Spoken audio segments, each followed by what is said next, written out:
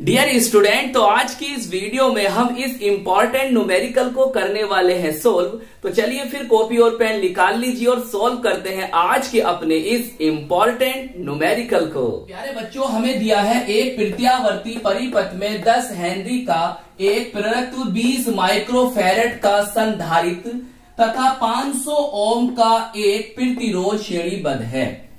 इन्हें V बराबर 200 sin 100 t की सप्लाई से जोड़ा गया है, ज्ञात कीजिए। तो बच्चों हमें ज्ञात करना है प्रतिबाधा, शक्ति गुणांक और धारा तथा वोल्टा के बीच कालांतर को। तो प्यारे बच्चों, टाइम को बचाने के लिए हमने इस न्यूमेरिकल को यहां पर सोल्व कर दिया है। बस आपको समझना है और अपनी कॉपी में लिख लेना है।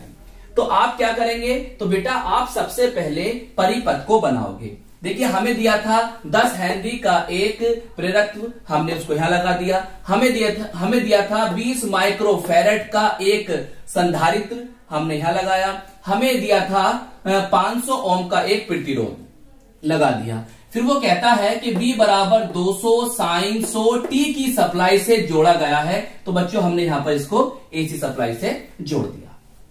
तो प्यारे बच्चों, अब आपको लिखना है ब्लू पेन से V बराबर 200 sin 100 t की तुलना V बराबर V0 sin ओमेगा t से करने पर। तो बच्चों क्या होगा? देखो जो V0 है ये क्या होता है? वोल्टा का शिखर मान या अधिकतम मान या शीर्ष मान होता है। तो इसकी तुलना इससे करोगे तो बच्चों कितना आ गया? आपके पास 200 वोल्ट आ गया। ये क्या है? कोणीय आवृत्ति है। तो बच्चों कितनी है? 100 है, तो यहां पर 100 आ गया और इसका मात्रक रेडियन पर सेकंड होता है, इसका मात्रक वोल्ट होता है। चाहे हिंदी में लिख लो चाहे अंग्रेजी में। अब क्या करना है? देखिए जो जो चीजें हमें दे रखी हैं उसे लिख देते हैं। भाई हमें दे रखा था इतने स्वप्रेरकत्व कितना 10 हेनरी, हमने लिख दिया। हमें दे रखा था उसने धारिता कितनी 20 माइक्रोफैरेड। तो बच्चों एक माइक्रोफैरेड कितना होता है? 10 की पावर -6 फैरेड के। तो अब हम क्या करेंगे? इस माइक्रोन के स्थान पर 10 की पावर -6 कर देंगे। क्लियर? 10 की पावर -6 कर देंगे। तो इस तरह से हमारे पास क्या बनेगा? C बराबर 20 इंटू 10 दी पावर -6 फैरेड। अब देखो हमें प्रतिरोध दे रखा है, प्रतिरोध हमें दे रखा है कितना? 500 ओम, हमने यहां पर लिख दिया।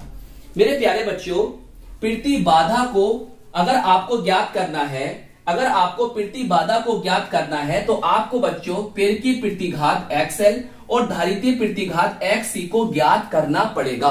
क्यों ज्ञात करना पड़ेगा? आप देखो बच्चों फॉर्मूला देख लो।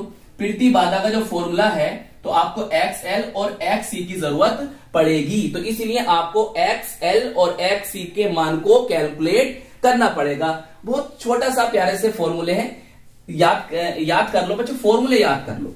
अगर आपको बच्चों फॉर्मूले नहीं याद हैं और आप याद करना नहीं चाह रहे हैं तो बच्चों आप न्यूमेरिकल सोल्व नहीं कर पाओगे।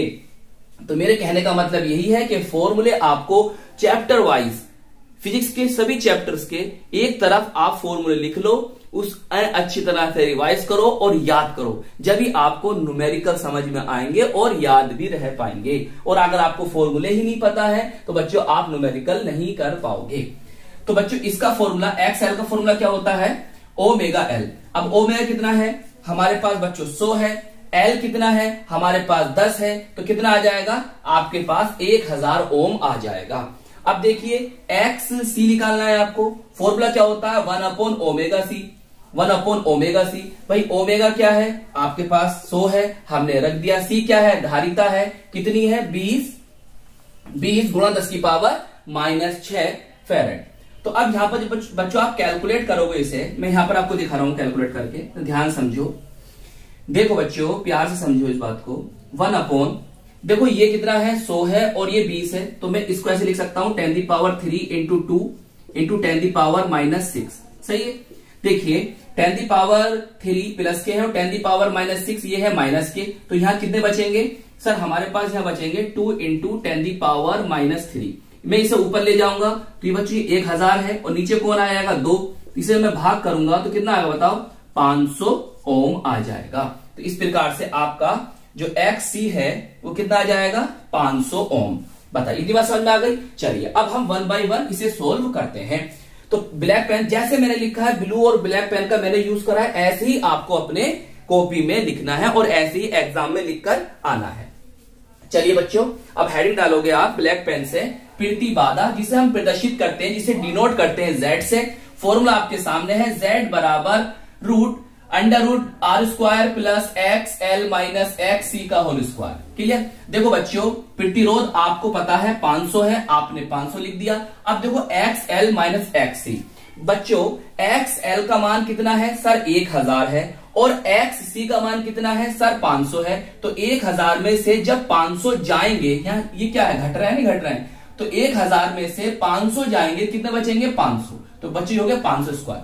अब हम यहाँ क्या करेंगे बच्चों, हम यहाँ से 500 को बाहर निकाल लेंगे। देखिए ध्यान समझो, मैं आपको यहाँ समझा रही हूँ, बहुत ध्यान समझो। यहाँ पर समझिए आप, देखिए Z इज इक्वल टू, यहां से मैं क्या करूं 500 स्क्वायर को अगर कॉमन निकाल लेता हूं यहां से ऐसे करके, तो बताओ क्या बचेगा, यहां पर 1 बचेगा और वहां भी क्या बचेगा 1 बचेगा, तो 1 + 1 कितना हो जाएगा सर 2 हो जाएगा। देखिए ये पावर 2 है तो रूट से बाहर आ जाएगी, तो ये 500 √2 सही है। तो इस प्रकार आपको प्रतिबाधा इतना प्राप्त हो जाएगा 500 √2 ओम। सही है। अच्छा अब आगे चलिए, अब हमारा आता है शक्ति गुणांक। बच्चों शक्ति गुणांक बोले तो cos फाई से हम डिनोट करते हैं, प्रदर्शित करते हैं। हमारा फॉर्मूला होता है cos फाई बराबर R/Z।